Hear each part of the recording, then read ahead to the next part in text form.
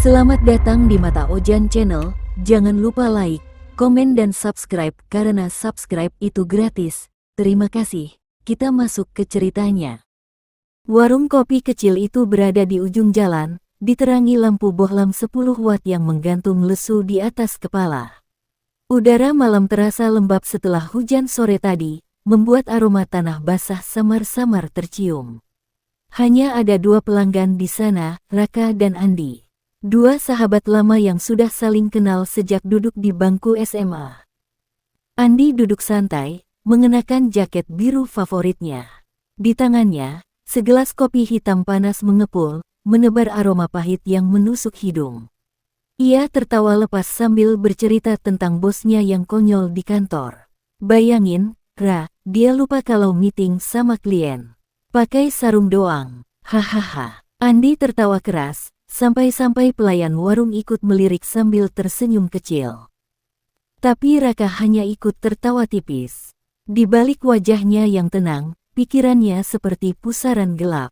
Suara tawa Andi terdengar jauh, tenggelam oleh deru suara lain di kepalanya, suara ancaman yang berulang kali ia dengar lewat telepon.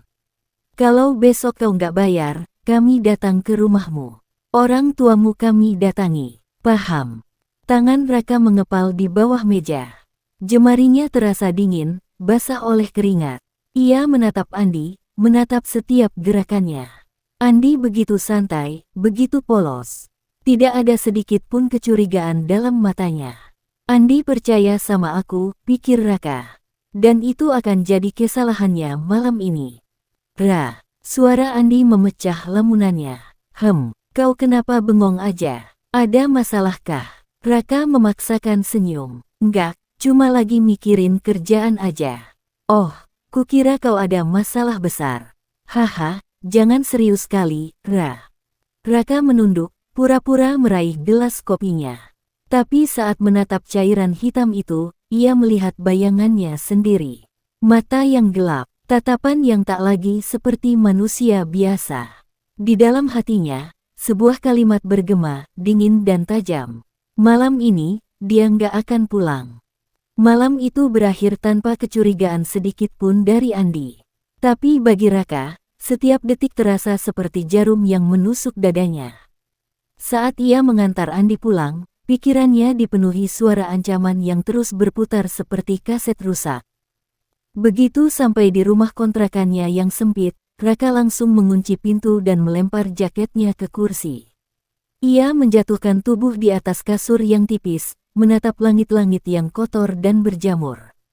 Tapi pikirannya tidak tenang. Teleponnya bergetar lagi. Dengan tangan gemetar, ia meraih ponsel dan membaca pesan yang baru saja masuk. Waktu kau tinggal 1 hari. Kalau besok nggak ada uang, siap-siap keluargamu kami datangi. Raka menutup mata, napasnya tersengal. Bayangan wajah ibunya yang sudah tua terlintas. Ia membayangkan orang-orang itu mendobrak rumah, merampas barang-barang, bahkan mungkin menyakiti ibunya. Tidak, aku nggak bisa biarkan itu terjadi, gumamnya. Ia bangkit, duduk di tepi kasur sambil memegangi kepalanya yang berdenyut. Semua ini gara-gara pinjaman online yang awalnya ia anggap sepele. 1 juta, jadi 2 juta. 2 jadi 4. Kini bunganya menumpuk, membuat total yang harus ia bayar mencapai 7 juta rupiah. Ia sudah mencari pinjaman ke teman-temannya, tapi nihil. Semua menolak, kecuali satu orang, Andi. Raka menggenggam ponselnya erat. Ia ingat jelas, beberapa minggu lalu Andi pernah bercerita kalau ia punya tabungan darurat di dompetnya, untuk jaga-jaga. Uang tunai, bukan banyak, hanya 2 juta rupiah. Tapi untuk Raka, uang itu bisa membeli waktu. Bisa menunda mautnya, dan menyelamatkan keluarganya, setidaknya untuk sekarang. Matanya menatap lantai dengan tatapan kosong. Lalu perlahan, sesuatu di wajahnya berubah. Ekspresi panik itu menghilang, digantikan tatapan dingin. Bibirnya bergetar, lalu mengukir senyum tipis. 2 juta, cuma 2 juta.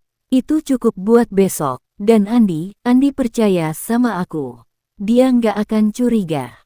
Tangannya meraih saku jaket. Mengeluarkan sesuatu yang sudah lama ia simpan, pisau lipat kecil. Besi tajam itu berkilat terkena cahaya lampu redup. Raka menatapnya lama. Jemarinya mengelus sisi tajamnya, membiarkan rasa dingin itu menelusup ke kulitnya. Aku nggak punya pilihan lain, bisiknya lirih. Aku harus lakukan ini. Di luar, suara jangkrik bersahutan. Tapi bagi Raka, yang ia dengar hanya satu suara di kepalanya yang berkata, "Bunuh dia. Ambil uangnya, sebelum mereka bunuh kau." Keesokan malamnya, Raka sudah menyiapkan segalanya. Sejak sore ia memandangi pisau lipat yang kini tersimpan rapi di dalam saku jaket hitamnya. Pisau itu terasa berat, seakan mengikat jiwanya. Ia mencoba menenangkan diri, meneguk kopi yang sudah dingin, tapi tangan tetap gemetar. Pukul 21.30, ponselnya berdering. Nama yang muncul di layar, Andi. "Ra, nongkrong lagi yuk." "Warung kemarin," suara Andi terdengar ceria. "Boleh, tapi nanti ku jemput kau." "Kita cari tempat yang lebih enak," jawab Raka, mencoba menyembunyikan kegugupan dalam suaranya. "Oke, tunggu di rumah ya." Raka menarik napas panjang. Ini kesempatan terakhir. Sekitar 15 menit kemudian, motor Raka berhenti di depan rumah Andi. Ia menatap sahabatnya yang keluar dengan wajah sumringah, jaket biru yang sama seperti kemarin, dan senyum yang tulus. "Gas, Ra," katanya ringan sambil naik ke jok belakang. Malam itu jalanan sepi, hanya ada beberapa kendaraan yang melintas. Lampu jalan redup, beberapa bahkan mati, membuat sebagian jalan gelap gulita. Angin malam menusuk kulit. Raka memacu motornya pelan, seolah sengaja memperlambat waktu. Ra, kau nggak lewat jalan ke warung?" tanya Andi heran ketika mereka melewati tikungan yang seharusnya mengarah ke sana. "Warung rame, Aku tahu ada tempat yang lebih tenang." "Bisa ngobrol lama," jawab Raka datar. "Tempat yang lebih tenang, di mana? Nanti kau lihat sendiri." Andi tertawa kecil, mengira Raka ingin mengajaknya ke tempat rahasia seperti biasa mereka nongkrong dulu. Ia sama sekali tidak sadar bahwa Raka menatapnya sesekali lewat kaca spion dengan mata yang gelap. Motor terus melaju hingga memasuki jalan tanah yang sepi, diapit oleh kebun karet yang gelap dan sunyi. Lampu motor jadi satu-satunya sumber cahaya di tengah gulita. Bau tanah basah masih tercium, sisa hujan kemarin membuat jalan licin. "Ra, serius kau mau nongkrong di sini?" Suara Andi terdengar sedikit canggung. "Tempat ini angker, orang bilang sering ada pocong lewat." Raka hanya tersenyum tipis. "Tenang aja, aku sama kau, nggak ada yang bisa ganggu kita." Dalam hati, Raka berbisik dingin. "Nggak ada yang ganggu, kecuali aku." Mereka berhenti di tengah kebun, di sebuah lahan kecil yang cukup lapang. Gelap mengelilingi mereka, hanya suara jangkrik dan gesekan daun yang menemani. Raka mematikan mesin motor. Suasana mendadak hening, membuat Andi menelan ludah pelan. "Andi," panggil Raka, suaranya serak. Tangan Raka perlahan merogoh saku jaketnya. Jemarinya menyentuh besi dingin yang siap menelan nyawa. Hening, hanya suara serangga malam yang terdengar dari balik pepohonan. Raka berdiri di dekat motornya, menunduk sambil pura-pura mengeluarkan rokok dari saku. Di dadanya, jantung berdetak tak beraturan. Nafasnya tersengal. Tangan kanannya meraba sesuatu yang dingin, pisau lipat yang sejak tadi menunggu untuk dipakai. Andi duduk di batang pohon karet, mengayun-ayunkan kaki sambil menyalakan rokok. Kepulan asap menari di udara gelap. Ia masih santai, sama sekali tak sadar kalau malam ini akan jadi malam terakhirnya. "Ra, kok kau pilih tempat ini? Sunyi kali, bikin bulu kuduk berdiri," ucapnya sambil terkekeh. Raka hanya menoleh sekilas, mencoba tersenyum. Tapi di matanya, ada sesuatu yang tak bisa ia sembunyikan, ketakutan, bercampur tekad. "Tenang aja, di sini, nggak ada orang. Nggak ada yang ganggu kita," bisiknya lirih. Andi mengerutkan kening. "Apa kau bilang?" Nggak ada," Raka buru-buru menjawab. Tiba-tiba, Raka melangkah mendekat. Tangannya gemetar saat mengeluarkan pisau. Cahaya lampu motor membuat besi itu berkilau, memantulkan cahaya dingin. Wajah Andi masih polos, belum menyadari apa yang terjadi. "Ra, kau ngapain bawa pisau?" tanyanya dengan nada heran. Dan saat itulah, BYUUTTT. Pisau menembus punggung Andi dari belakang. Suara robekan kain bercampur dengan erangan nyeri yang menyesakkan. Darah hangat langsung muncrat, mengenai tangan Raka. Andi terhuyung, matanya melebar tak percaya. "Ra, kenapa?" Suaranya pecah, penuh rasa sakit dan pengkhianatan. Raka tidak menjawab, napasnya memburu. Ia menarik pisau itu, lalu menusuk lagi, kali ini ke perut. "BYAAK! BYAAK!" Andi berteriak keras, tapi suara itu lenyap ditelan gelap malam.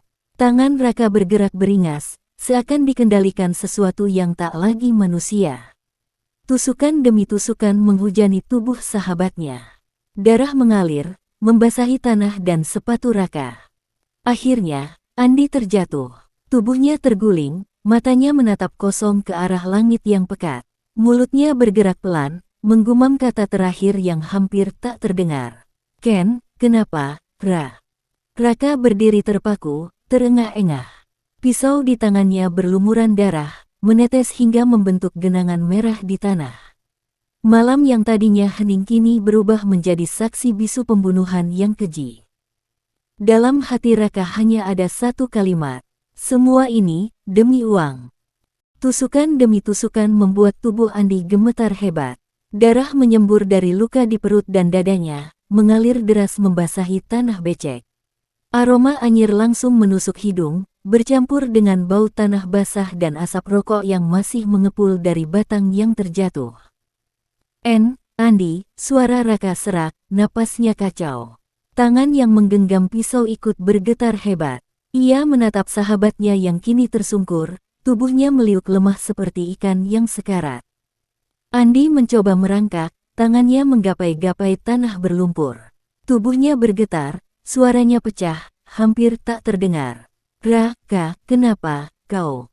Raka menatap mata Andi yang masih memancarkan ketidakpercayaan. Mata itu seakan menusuk jiwanya, membuat dadanya sesak. Untuk sesaat, ada rasa ragu.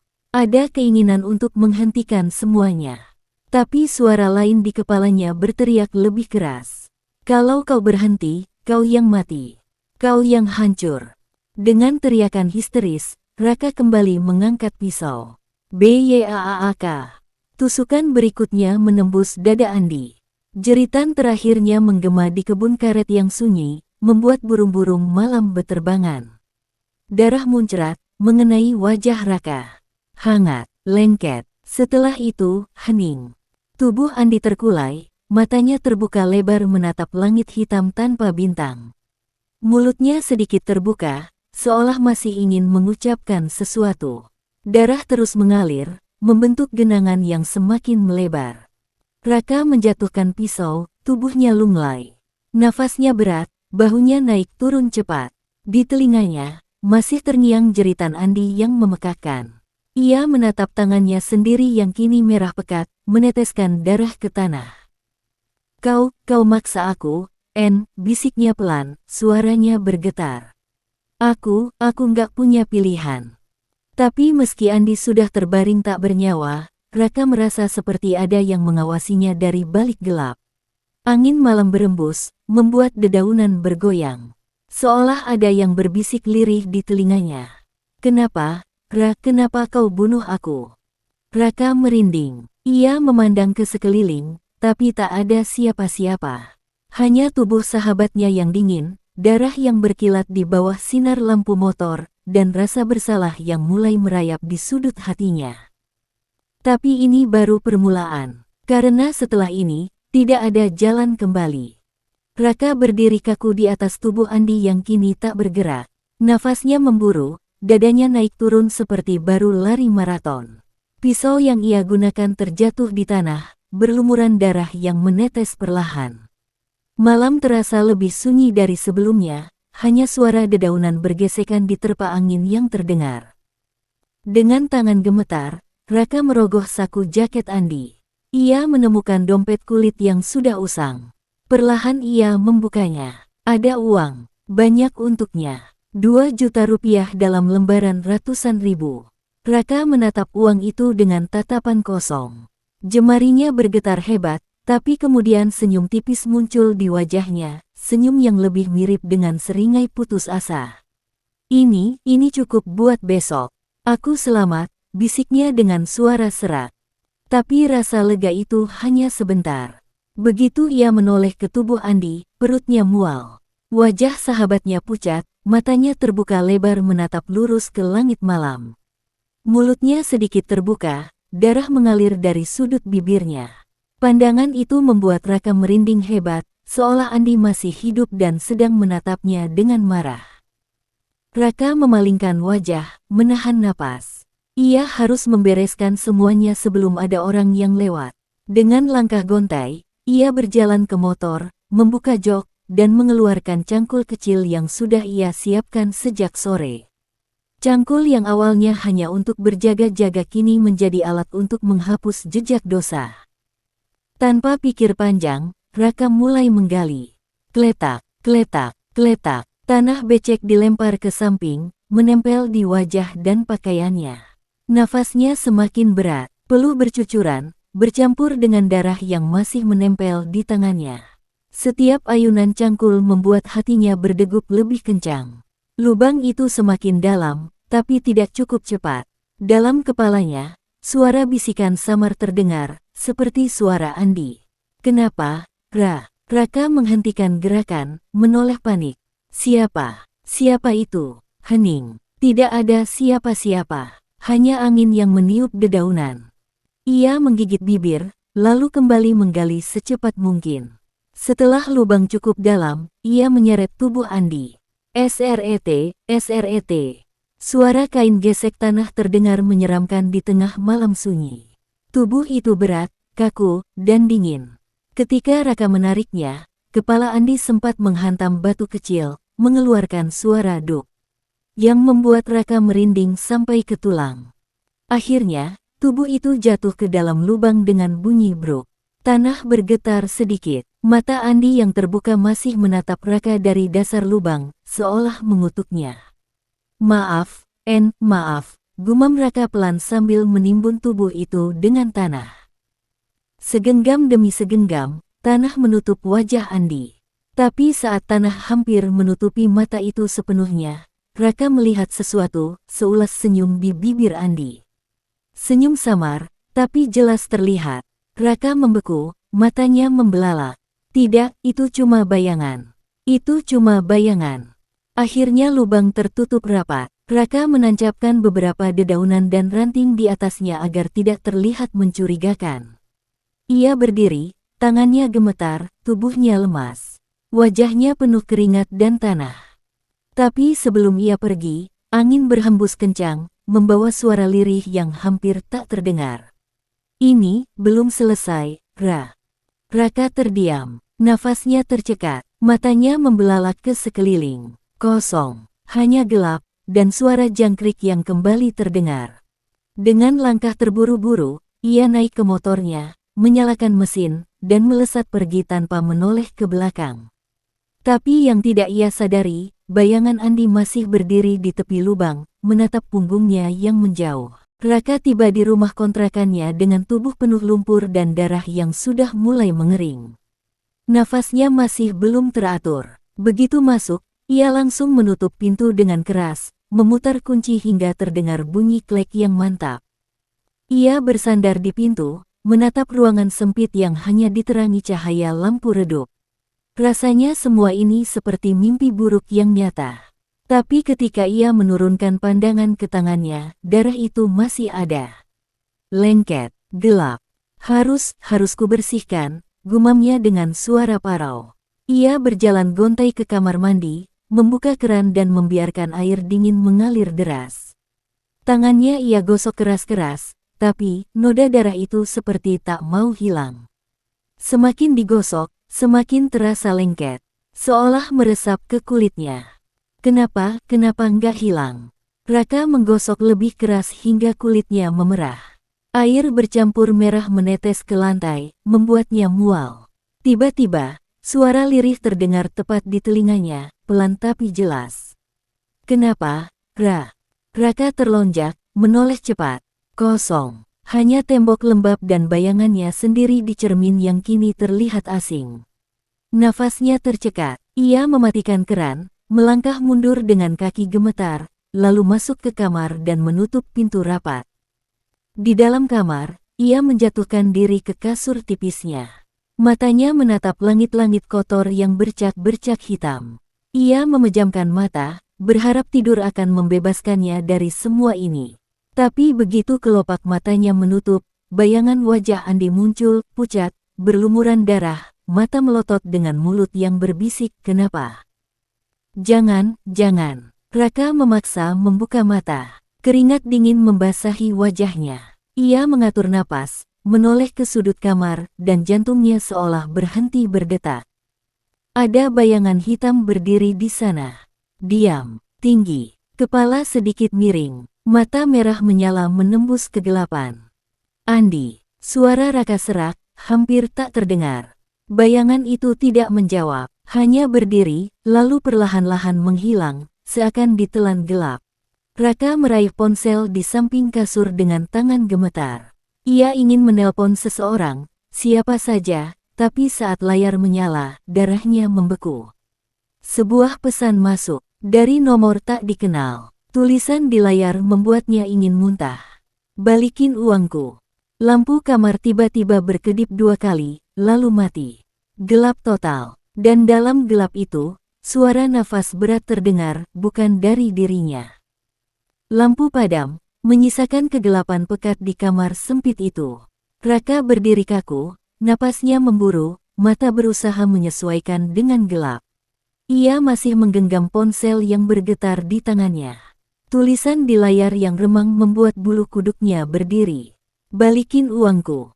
Tangannya gemetar hebat. Siapa yang mengirim pesan itu? Nomornya tak dikenal, tapi bagaimana mungkin? Bukankah Andi sudah terkubur di kebun karet, berlapis tanah dan akar? "Ini nggak mungkin, ini pasti orang iseng," pikirnya, berusaha meyakinkan diri. Tapi sebelum ia sempat bernapas lega, ponselnya kembali bergetar. Satu pesan lagi masuk. "Kenapa kau bunuh aku, Ra?" Jantung Raka serasa diremas. Tubuhnya kaku, dingin seperti es. Ia menatap layar dengan mata membelalak, dan tiba-tiba ponselnya berdering. Nada dering yang memekakkan telinga mengisi ruangan gelap. Nama yang muncul di layar membuat darahnya membeku. "Andi." Raka menjatuhkan ponsel ke lantai. Tidak, ini nggak mungkin, nggak mungkin." Suaranya pecah, hampir seperti teriakan.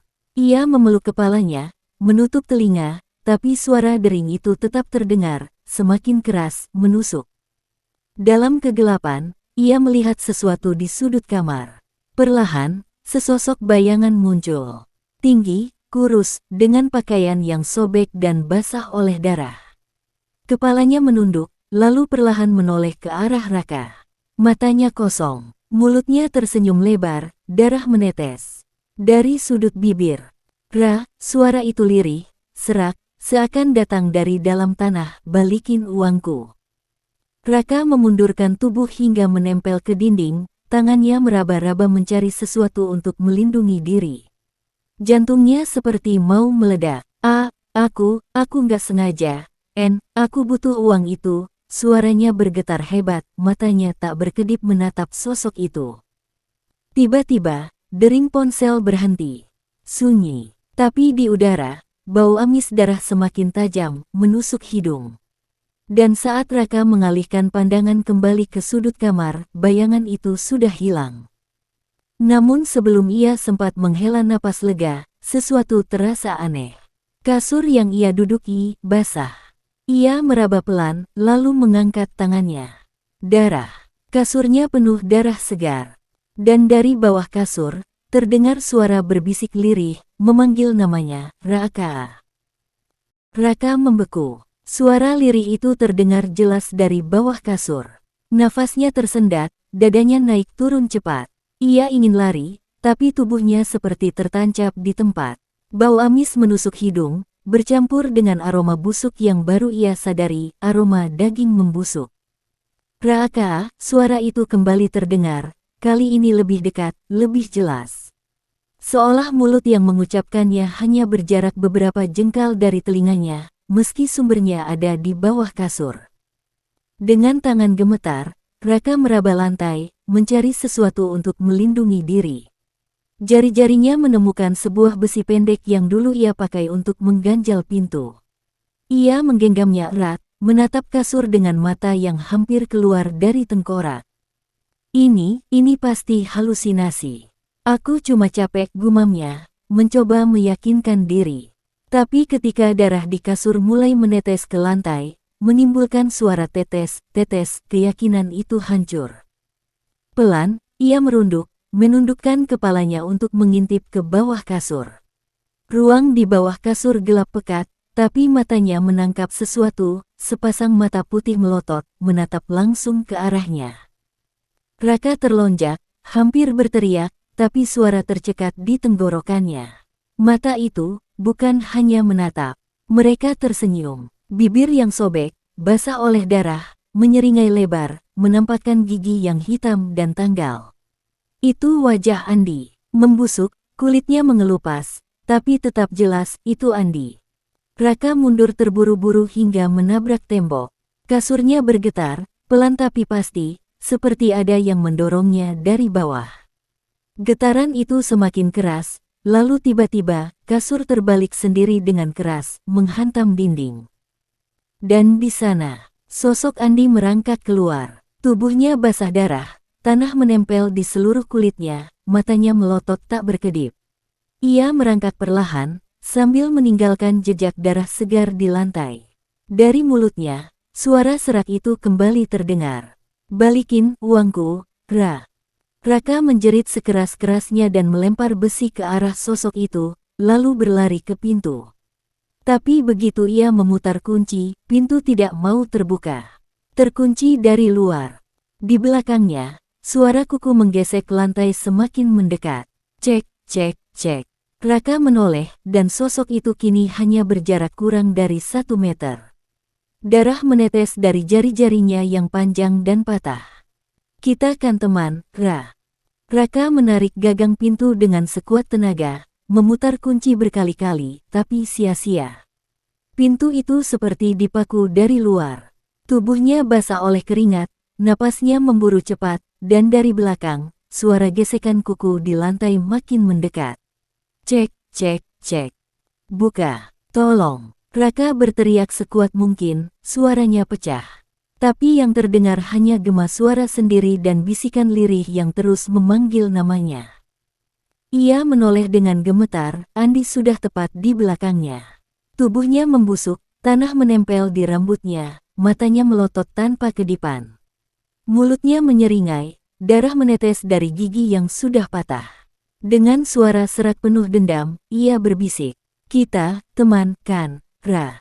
Sebelum Raka bisa bergerak, sepasang tangan dingin mencengkeram lehernya dari belakang. Kuku-kuku tajam menusuk kulitnya, darah merembes keluar. Raka menjerit, tubuhnya meronta liar, tapi genggaman itu semakin kuat, seperti besi yang melilit lehernya. "Kek, lepaskan," suaranya tercekik, napasnya semakin pendek. Pandangannya mulai kabur, bintik hitam memenuhi penglihatannya. Lalu tiba-tiba, DUARRR. Pintu kamar digedor keras dari luar. Suara tetangga terdengar panik. "Raka, kamu nggak apa-apa? Kok berisik banget?" Raka berusaha berteriak, tapi yang keluar hanya suara serak lirih. Ia mencoba memukul pintu, namun tubuhnya sudah hampir kehilangan tenaga. Dan saat itu, ia sadar tangan yang mencekiknya menghilang. Napasnya kembali normal, meski dada terasa sesak. Ia menoleh cepat, tidak ada siapa-siapa. Kamar itu kosong. Kasurnya kembali normal, tidak ada darah, tidak ada sosok Andi. Semuanya seolah tidak pernah terjadi. "Ra, bukain pintunya." Suara tetangga terdengar lagi, keras. Dengan sisa tenaga, Raka memutar kunci, kali ini pintu bisa dibuka. Seorang tetangga, Pak Darto, berdiri di depan pintu dengan wajah cemas. "Kamu kenapa teriak-teriak? Berantem sama siapa?" Raka hanya menggeleng, wajahnya pucat seperti mayat. Enggak ada apa-apa, Pak, saya cuma mimpi buruk." Pak Darto memandang curiga, tapi akhirnya pergi setelah Raka meyakinkannya. Begitu pintu kembali tertutup, Raka jatuh terduduk, tubuhnya gemetar hebat. Ia menatap tangannya sendiri, dan di sana ada bekas darah yang sudah mengering di kukunya. Ia menatap ke lantai, jejak darah memanjang ke bawah kasur. Dan dari balik kasur, suara lirih itu kembali terdengar. "Belum selesai, Ra." Setelah Pak Darto pergi, Raka segera mengunci pintu lagi dan berlari ke kamar mandi. Tubuhnya masih gemetar, napasnya tersengal. Ia merasa kotor, bau darah masih menempel di hidungnya. "Aku harus bersih, harus tenang," batinnya. Ia membuka shower, air deras mengucur. Raka berdiri di bawah pancuran, membiarkan air membasahi tubuhnya. Ia menggosok kulitnya berulang kali, seolah ingin menghapus sesuatu yang tidak terlihat. Namun ketika menoleh ke arah cermin, dadanya serasa berhenti berdetak. Wajah di cermin bukan dirinya. Yang menatap balik dari balik kaca adalah Andi, wajah pucat, membusuk, mata melotot, darah mengalir dari sudut bibir. Senyum lebar itu menampakkan gigi patah yang menghitam. Raka mundur ketakutan, punggungnya menabrak dinding. "Tidak, ini nggak nyata, ini cuma halusinasi," gumamnya. Tapi cermin itu retak sendiri dengan suara KREEKKK, dan dari retakan itu, darah menetes keluar. Raka menjerit dan menoleh ke shower, air yang mengucur kini berubah menjadi darah segar. Bau amisnya menyengat, darah itu menetes dari kepalanya, mengalir ke wajah, menodai bajunya. Ia panik, mencoba mematikan shower, tapi knopnya macet. Darah terus mengucur deras, memenuhi lantai kamar mandi. Tiba-tiba, lampu kamar mandi berkedip-kedip, lalu mati. Dalam kegelapan, suara berbisik terdengar tepat di telinganya. "Kenapa kamu bunuh aku, cuma buat uang receh, Ra?" Raka terisak, memeluk dirinya sendiri. "Andi, maaf, aku butuh uang itu," suaranya pecah, nyaris menangis. Bisikan itu berubah menjadi tawa serak yang menggema di seluruh kamar mandi. Dan saat lampu kembali menyala, di depannya berdiri sosok Andi. Tubuhnya penuh luka, kepala miring, matanya melotot tanpa kelopak. Tangan kanan memegang pisau berkarat yang meneteskan darah. Ia mendekat perlahan sambil berucap pelan, setiap kata terdengar seperti petir di telinga Raka. "Sekarang, ganti giliran kamu, Ra." Raka menjerit dan mencoba membuka pintu kamar mandi, terkunci. Ia menghantam pintu berkali-kali, darah dari shower mengalir hingga lututnya. Saat ia menoleh, Andi sudah tepat di belakangnya, pisau terangkat tinggi. Cek, suara pisau itu terdengar saat digesek ke dinding. Raka terus menendang pintu kamar mandi, tapi tidak bergeming. Darah sudah setinggi mata kaki, mengalir deras dari shower yang tak mau berhenti. Tubuhnya gemetar, napas terengah, sementara Andi berdiri diam di sudut, menatapnya tanpa berkedip dengan senyum menyeramkan. Pisau berkarat di tangannya meneteskan cairan gelap seperti darah basi. "Andi, jangan, tolong, jangan lakukan ini," suara Raka pecah. Ia menempelkan punggungnya ke pintu, berharap pintu itu bisa terbuka. Andi melangkah maju, pelan tapi pasti. Suara kakinya menimbulkan cipratan darah di lantai. Cek, cek, cek. Pisau itu terangkat tinggi. Sorot mata Andi kosong, tapi senyumnya lebar, seakan menikmati rasa takut Raka. "Sekarang, giliran kamu," ucapnya dengan suara parau yang seperti berasal dari perut bumi. Tiba-tiba, PLUKKK. Lampu mati total. Gelap gulita menelan segalanya. Hanya suara napas Raka yang cepat dan panik terdengar, bercampur dengan suara air atau darah yang terus mengucur. Kemudian, tawa serak itu muncul lagi. "Hah, hah, hahaha." Suara itu mengelilinginya, datang dari segala arah. Tidak ada cahaya, tidak ada panduan, hanya suara tawa dan suara cipratan yang terdengar seperti ada yang sedang menginjak-injak genangan darah. "Andi!" Raka berteriak histeris, mencoba meraba-raba dinding untuk mencari saklar. Tiba-tiba sesuatu yang dingin dan tajam menyentuh lehernya. Ia menelan ludah, tubuhnya kaku seperti batu. "Raka, kamu pikir bisa lari dari aku?" Suara itu berbisik tepat di telinganya. Lalu, CROTTT. Suara cipratan darah terdengar jelas. Raka menjerit sekuat tenaga. Tawa itu semakin keras, menggema seperti di dalam ruangan besar. Dan kemudian, lampu menyala lagi. Raka berdiri mematung, tubuhnya gemetar hebat, bajunya basah kuyup oleh darah yang mengalir di lantai. Tapi kamar mandi sekarang terlihat normal. Tidak ada Andi, tidak ada jasad. Raka menatap tangannya, dan saat itulah ia melihatnya. Pisau berlumur darah ada di tangannya sendiri. Matanya membelalak, napasnya tercekat. Tidak, ini nggak mungkin. Saat ia mundur, tubuhnya menabrak pintu, dan dari belakang pintu terdengar suara pelan, tok, tok, tok. Lalu suara seorang pria, lirih tapi jelas. "Ra, kamu ngapain di dalam? Dari tadi berisik banget." Raka membeku. Itu suara Pak Darto. Namun saat ia menoleh ke cermin, wajahnya berubah pucat pasi. Karena di cermin, Andi berdiri tepat di belakangnya, tersenyum. Raka berdiri terpaku, jantungnya berdegup sekeras gendang perang. Ketukan di pintu kembali terdengar, kali ini lebih keras. Tok, tok, tok. "Ra, kamu nggak apa-apa?" Suara Pak Darto terdengar lagi, lebih mendesak. Raka buru-buru menoleh ke tangannya. Pisau itu masih meneteskan darah segar, seolah baru saja digunakan untuk menusuk sesuatu. Panik, ia mencuci pisau di bawah air mengalir. Anehnya, kali ini air normal, tidak lagi darah. Namun bercak merah di tangannya sulit hilang, seakan meresap ke dalam kulit. "Sabar, Pak, lagi bebersih," jawab Raka dengan suara bergetar, berusaha terdengar normal. Ia menyeka pisau dengan handuk, lalu menyelipkannya ke dalam laci kecil di bawah wastafel. Setelah itu, ia membasuh wajah, meski dingin keringat tak kunjung hilang. Saat menatap cermin, Andi sudah tidak ada. Tapi, Raka tahu, itu bukan akhir. Dengan napas tidak teratur, ia akhirnya membuka pintu. Pak Darto berdiri di ambang, menatapnya dengan tatapan aneh. "Kamu nggak apa-apa? Dari tadi kayak ada yang jatuh, kok lantai basah semua?"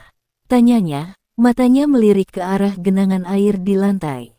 Raka gugup. Tadi sower macet, Pak.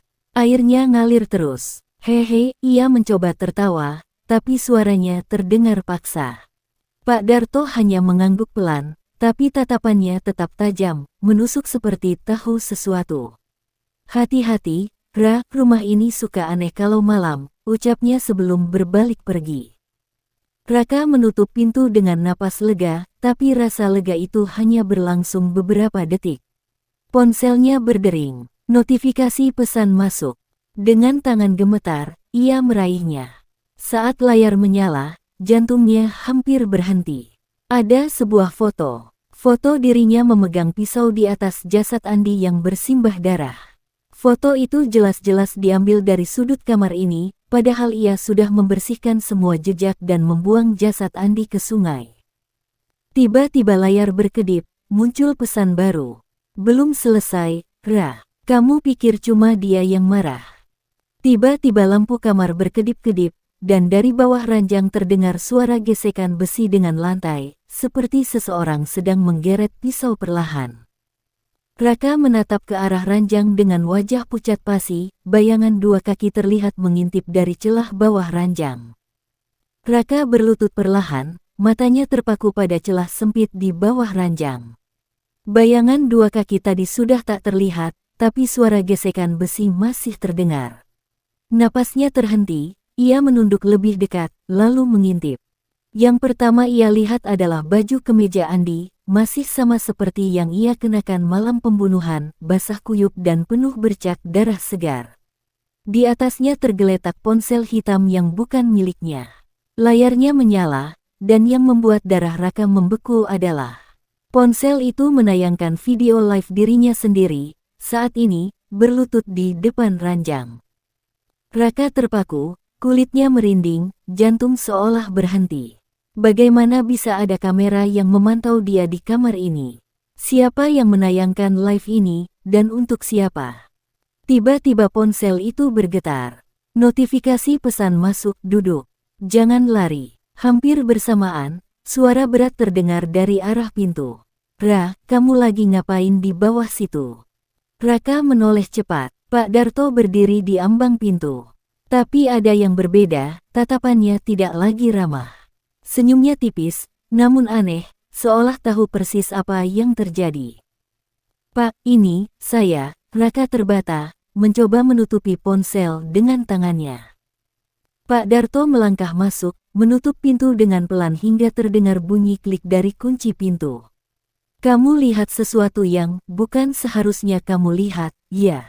Suaranya datar, tanpa emosi. Raka mundur perlahan. Apa maksud Bapak? Pak Darto tidak menjawab. Ia menunduk sedikit, menatap ke arah bawah ranjang, tepat di mana Raka berjongkok. Lalu ia tersenyum, senyum yang membuat bulu kuduk Raka berdiri. Andi bukan satu-satunya yang gak suka sama kamu. Ra, kamu pikir kamu yang pertama? Raka membeku.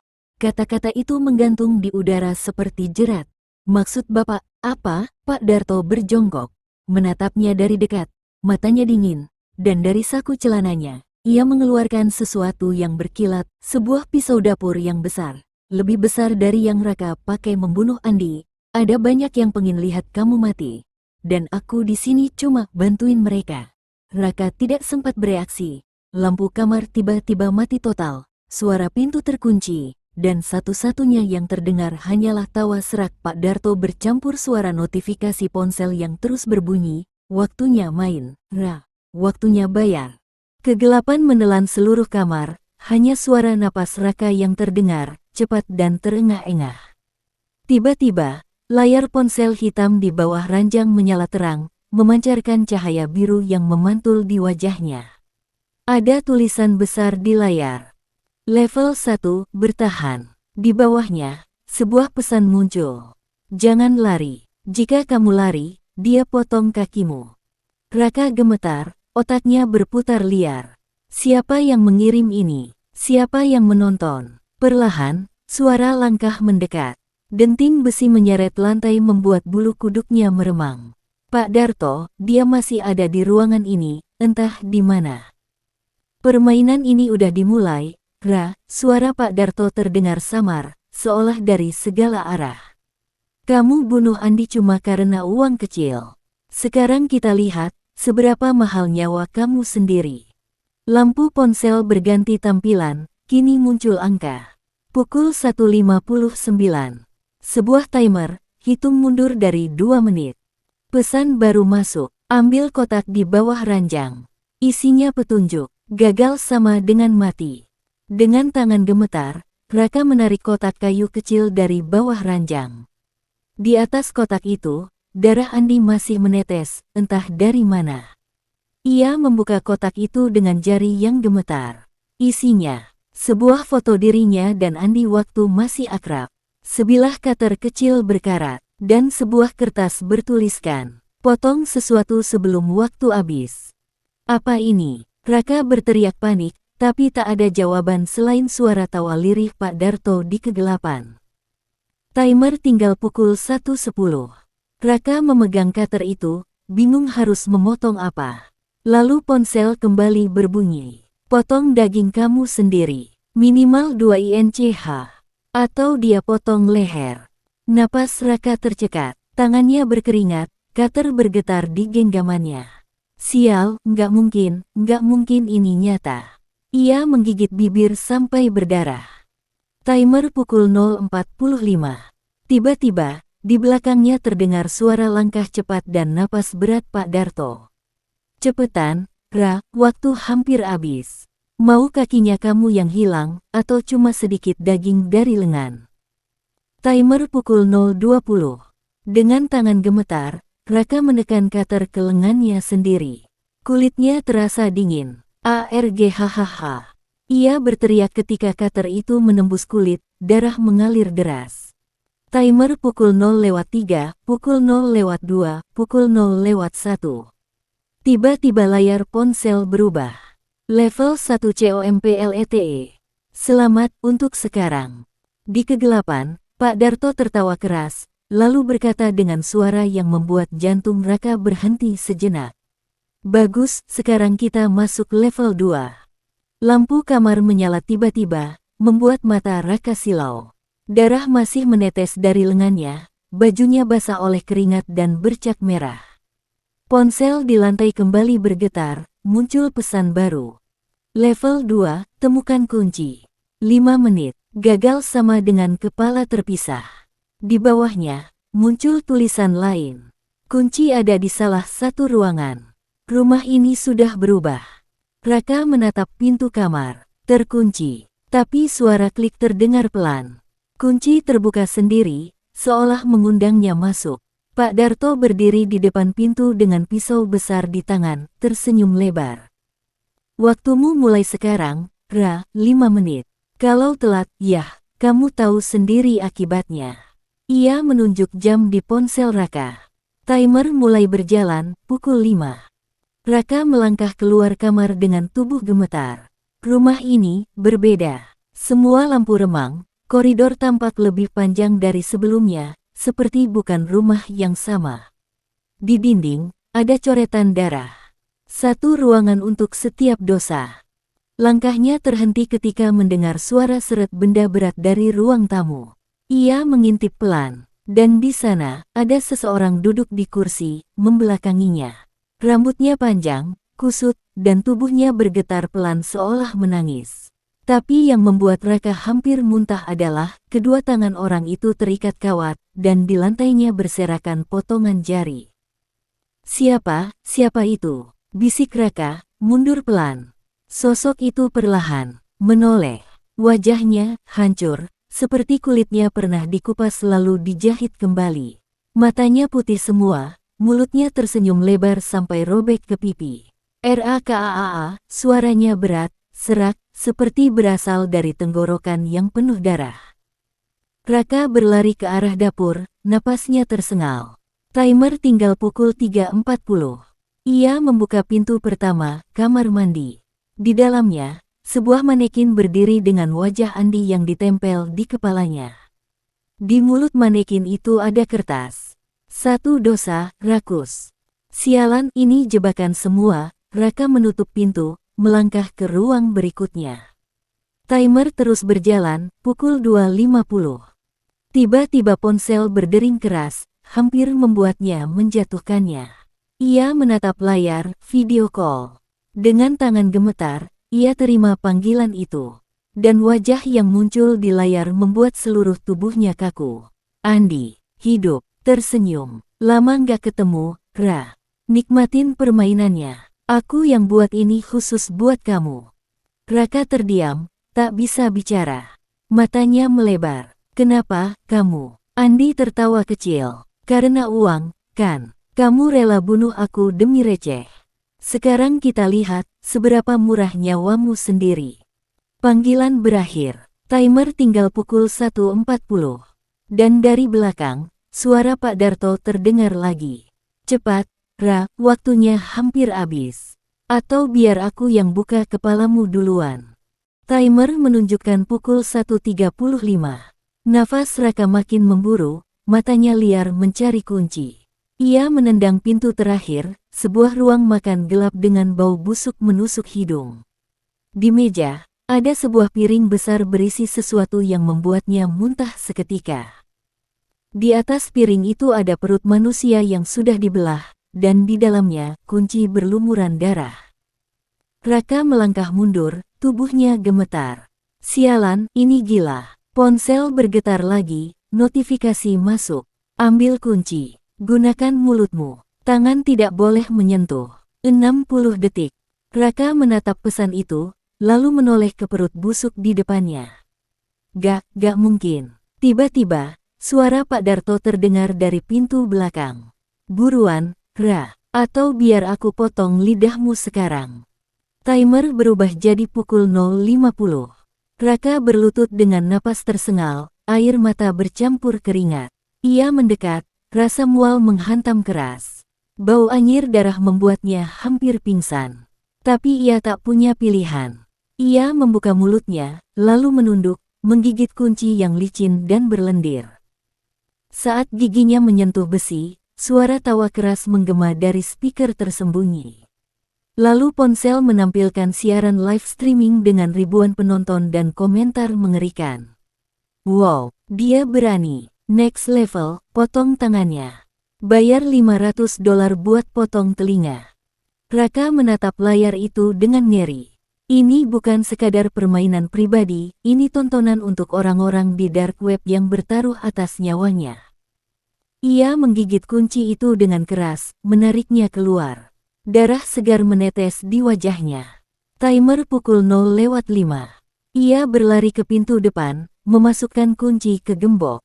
Pukul 0.03, pukul 0.02, pukul 0.01, klik. Pintu terbuka. Raka terhuyung keluar ke halaman, tapi langkahnya terhenti. Di depan rumah, ada layar LED raksasa yang menampilkan wajah Andi, tersenyum puas. Selamat, Ra, kamu lolos level 2. Tapi ini belum selesai. Kita masih punya banyak permainan. Dan hadiahnya. Oh, kamu bakal suka. Dari belakang, suara Pak Darto tertawa keras, mendekat sambil menyeret sesuatu, kantong mayat yang masih bergerak. Ayo, Ra, level 3 menunggu. Dan kali ini, kamu nggak sendirian. Raka terhuyung keluar rumah, wajahnya penuh darah dan muntahan. Udara malam terasa dingin menusuk kulitnya yang penuh luka. Namun kebebasan yang ia harapkan tidak ada. Sebaliknya, halaman depan dipenuhi lampu sorot yang menyorot ke arah sebuah panggung kayu besar. Di atas panggung itu, ada 3 orang lain. Mulut mereka disumpal kain, tangan dan kaki terikat kuat. Mata mereka penuh ketakutan, menatap Raka seperti memohon. Ponsel Raka bergetar keras. Ia melihat layar. Level 3, pilih satu untuk disiksa. Jika tidak memilih, kamu yang mati. 3 menit. Raka mundur, matanya membelalak. Tidak, jangan, aku nggak bisa. Sebuah suara keras dari speaker menggema. Waktu berjalan sekarang. Timer, pukul 3. Pak Darto berdiri di sisi panggung sambil memegang gergaji besi berlumuran darah. Ia tersenyum lebar, giginya kuning penuh karat. Ayo, Ra, pilih satu. Kalau enggak, aku potong kepalamu sekarang juga. Raka mendekati panggung dengan langkah gemetar. 3 orang itu menatapnya dengan mata penuh air mata. Seorang wanita berambut pendek menggoyang-goyangkan kepala, memohon agar tidak dipilih.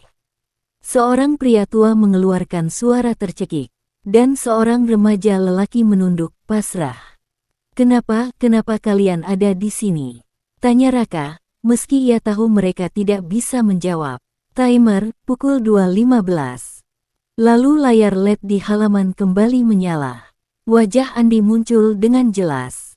Kali ini ia mengenakan setelan rapi, duduk di kursi empuk sambil memegang segelas anggur. Di belakangnya, ada beberapa orang bertopeng menonton layar. Halo, Ra, serukan. Ini hiburan terbaik mereka, dan semua karena kamu. Raka menggertakkan gigi. Kamu seharusnya mati. Aku sudah.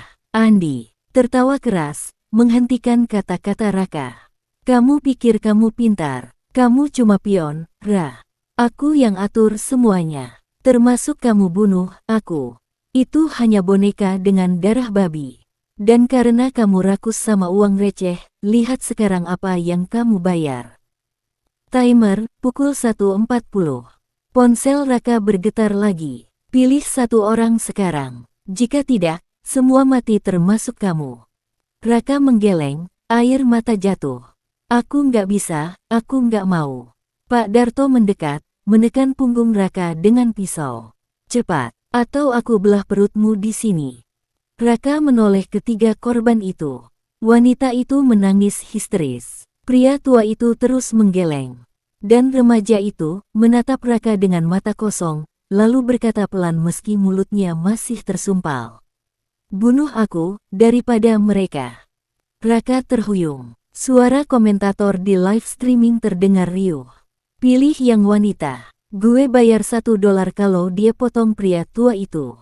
Gergaji sekarang. Timer, pukul 0.45. Ponsel bergetar lagi, kali ini pesan terakhir. Jangan cuma pilih. Kamu harus melakukan sendiri. Atau mati.